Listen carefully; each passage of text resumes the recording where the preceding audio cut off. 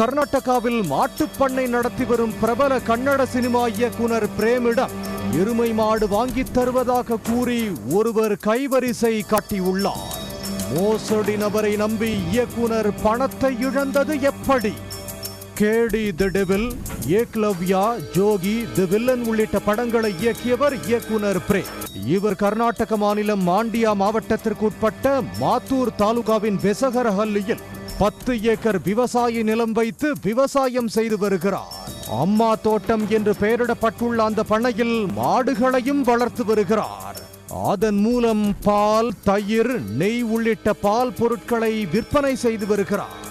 மேலும் பால் மற்றும் கறிக்காக செம்மறி ஆடுகளையும் முயல் உள்ளிட்டவைகளையும் இயக்குனர் பிரேம் வளர்த்து வருகிறார்.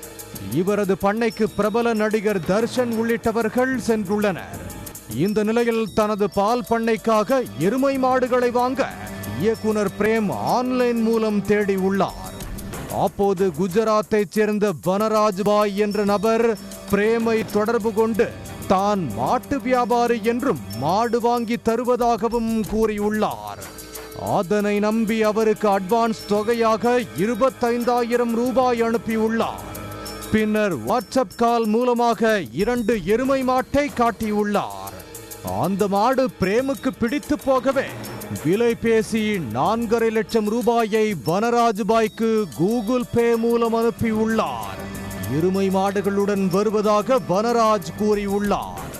இதை நம்பி இயக்குனர் சில நாட்கள் காத்திருந்துள்ளார். எருமைகள் வராததால் வனராஜை செல்போனில் தொடர்பு கொண்ட போது அது ஸ்விட்ச் ஆஃபில் இருந்துள்ளது. அப்போதுதான் தான் ஏமாற்றப்பட்டது இயக்குனர் பிரேமுக்கு தெரிய வந்துள்ளது. இதையடுத்து மோசடி தொடர்பாக சந்திரா லேஅவுட் போலீசில் புகார் அளித்தார். புகாரின் பேரில் போலீசார் வழக்கு பதிவு செய்து விசாரணை நடத்தி வருகின்றனர்.